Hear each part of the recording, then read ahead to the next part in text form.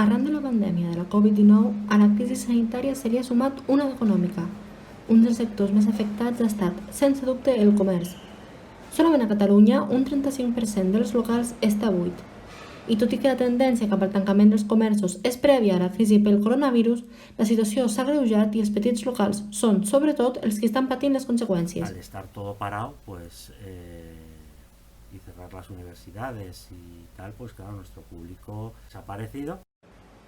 Per aquest motiu, molts comerciants han hagut de buscar alternatives, una d'elles el comerç online. El confinament, el nou consumidor i les iniciatives per rebre productes a casa han fet que entre el 13 i el 19 d'abril la venda per internet es disparés un 286% a Catalunya. La pandèmia ha sigut una bogeria. Les comandes online han pujat un 200%, el servei a domicili ha pujat un 200%, tot el que sigui, quan la gent no podia sortir, tenia poca mobilitat, tot el que sigui, que li portis tu, que li porti una empresa. O sigui, al final nosaltres, a nivell personal, el servei a domicili no deixava de ser un servei online diferent, que el que volien és que des de casa seva que els hi portessis. Bueno, sobretot el Covid. Aquí parlem de que el 90% era turisme, l'altre 10% era gent local, doncs tenim aquest 10%. Bueno, veient la situació i veient que jo mateix comprava online, no?, en el tema de confinament i tot, doncs ho vam potenciar. I encara no ha arrencat molt, però bueno, ho anem fent. Sí. A la crisi se li suma la competència amb les grans multinacionals.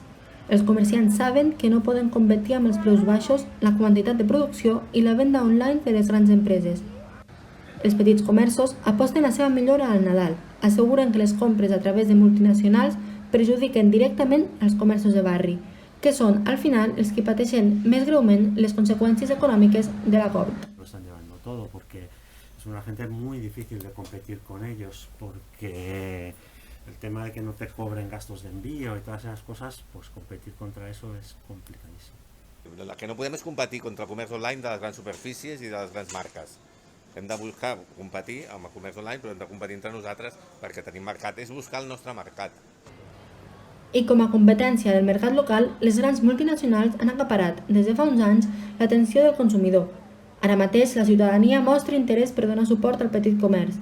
Però, tot i això, la comoditat i els preus baixos segueixen interposant-se entre un consumidor que vol donar suport i el comerç local que competeix en un mercat molt desigual. Queremos todos mejorar el medio ambiente y comprar producto cercano también por el comercio local, pero a la vez hay muchas trabas que impiden, ¿no?, como puede ser este elevado precio, pero hablamos del doble o el triple del coste normal, ¿no? Asumiendo que el comercio local tiene un precio más elevado, intentando hacer un cambio de chip y en vez de comprarte, hablamos de ropa, 4 camisetas en esa temporada que a 10 euros, te compras 2 a 20 en el comercio local y ayudas y bueno, es una manera diferente de invertir. Hombre, creo que sin comercio local no hay barrios ni no hay nada, entonces creo que pues intentar hacer las compras. Es verdad que no todos nos podemos permitir comprar en pequeños locales porque suele ser más caro, pero como tener la intención y intentar aportar lo que cada uno puede. Vas a les grans superfícies i aleshores lo tens tot més com a l'abast, no? I aquí hauries d'esbrinar més on està el comerç que t'interessa, no? I tot i que en aquest moment els barris i ciutats duen a terme iniciatives com la Local Day Shop per donar una ambienta al petit comerç, les vendes són baixes i s'estan endarrerint i els comerços pateixen pel que passarà després del Nadal. Els comerciants asseguren que el Made in Barcelona no ha de ser només un reclam per a turistes.